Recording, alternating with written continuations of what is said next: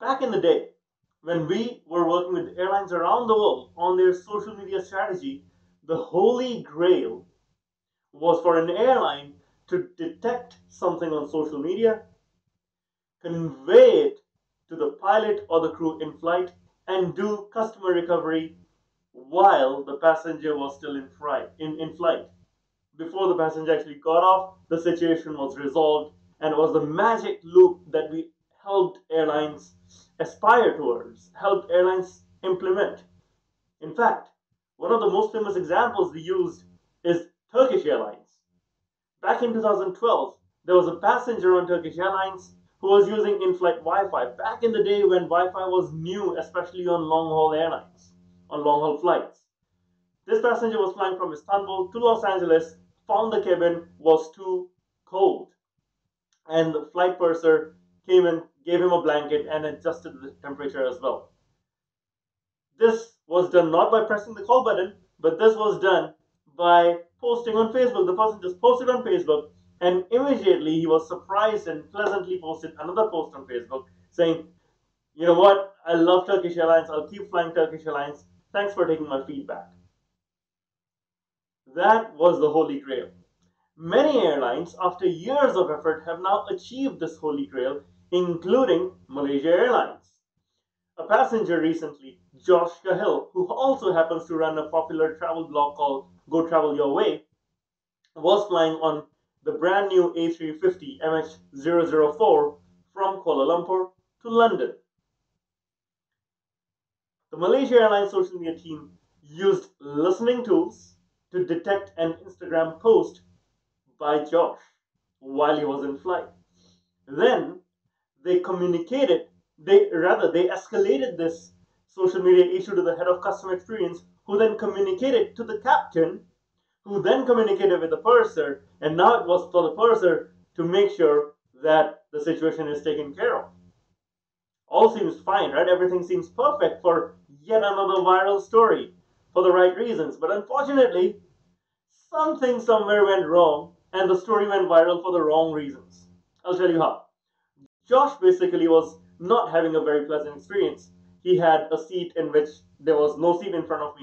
Well, I personally liked that. Josh did not, because a lady put her bag in front of him, and he could not really stretch or was uncomfortable. When the meal was served to him, let's just say it was the typical in-flight airline meal and did not look like gourmet meal from a restaurant.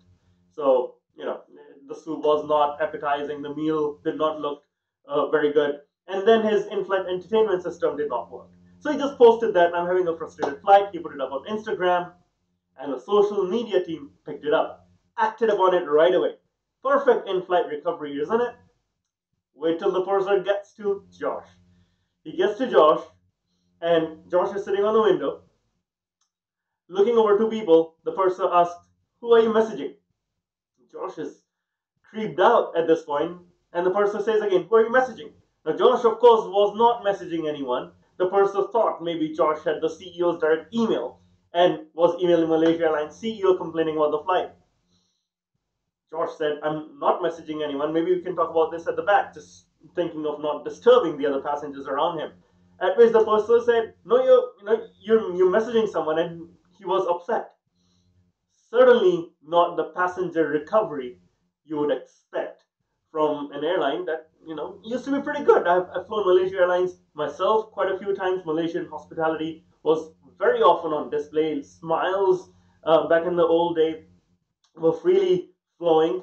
People were courteous. Certainly not this purser.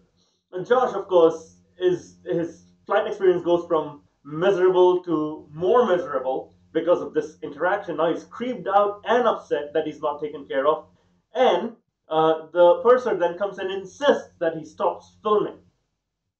Now, there are no rules here. There was no rule book given, but the purser insisted, and Josh had to turn off his camera. That he stopped filming and reviewing this flight. At which point, Josh messages the social media team at Malaysia Airlines, and they reply back saying, "Oh, you know what? We escalated it. We just highlighted to the captain.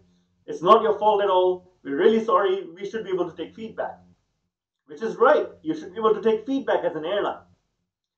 When Josh gets off the plane, there's a person holding his name, Josh Cahill. please come with me. And now he's even more freaked out. Only thing, he has been invited to tea with the station manager, and station manager turns out to be nice. Yet another set of apologies. Of course, the purser is nowhere to be seen at this point. And when he goes back, Josh has a series of apologies from multiple sources at Malaysia Airlines, from the CEO to the social media team to others, except the purser, of course. All of this was documented by Josh on YouTube, and his video is 30 minutes long and has almost 50,000 views in just a few days. That means people are relating to the story. It's unfortunate.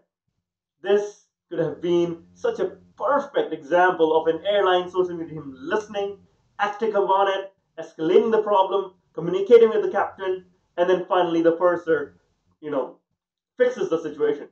Unfortunately, it backfired. It went viral for the wrong reasons.